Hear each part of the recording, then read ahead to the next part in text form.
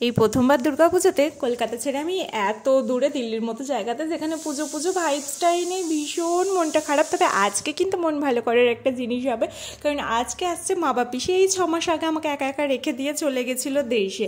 আর দেখো না, সকালবেলায় উঠে রান্নাবান্নার সাথে সাথে মা বাপি এসে পৌঁছে গেছে। আর এই যে মিষ্টিগুলো সব এনে ফ্রিজে রেখে দিয়েছিলাম। আর এই যে দুই সখীর গল্প শেষ হয় না, প্রায় 6 মাস পরে দুজনে দেখা হয়েছে। বিকালবেলা তো মা এখানে মিষ্টিগুলো সব কৌটো ভরে নিচ্ছে, সব কাকিমাদের বাড়ি দেবে বলে। আর এই যে একজন কাকিমাদের বাড়ি গেছিলাম, সেখানে একটা কি সুন্দর টিয়া পাখি ছিল। দেন চলে গেছিলাম আমাদের বাড়ির সামনে মাত্র 5 মিনিটের ডিস্টেন্সে এই মার্কেটটার মধ্যে বাপির জন্য একটা পাঞ্জাবি কেনার জন্য। বাপি কিছুতেই পুজোতে পাঞ্জাবি পরবে না, আর আমি বাপিকে পাঞ্জাবি পরাবোই। বাপির ছেলের সাথে একেবারে আমার চ্যালেঞ্জ হয়েছে। বাপির ছেলে বলেছে, আমি তো আমার বাপিকে চিনি, এত বছর ধরে পরবেই না। বলছে আমি অষ্টমীতে বাপিকে পাঞ্জাবি পরাবোই। এই বলে বাপিকে জবরদস্তি মার্কেটে নিয়ে চলে গেছিলাম একটা পাঞ্জাবি কেনার জন্য।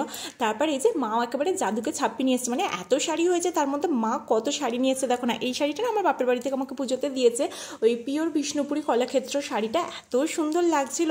আর এই যে এটা হচ্ছে কাঁথা স্টিচের শাড়ি, মানে পুজোতে এবারে এত শাড়ি হয়েছে, আমি তো ভাবছি শাড়িরই একটা বুটিক খুলে ফেলি চলো। মানে এই শাড়িটা না আমার ভীষণ পছন্দের, এই যে পিওর কাঞ্জিবরম সবুজ আর রেডের মধ্যে যেটা, আর এইটাও লাল কালারের মধ্যে, ভাবছি এটা অষ্টমীর দিনে পরবো।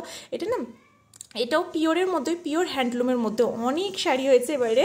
আর তারপরে মাকে আমি দেখাতে বসেছিলাম মার জন্য যে জুতোগুলো আমি সিলেদার্স থেকে নিয়েছি। চলো আজকে মিনি ব্লগটা এটুকুই, ভালো লাগলে লাইক আর সাবস্ক্রাইব করে দিই।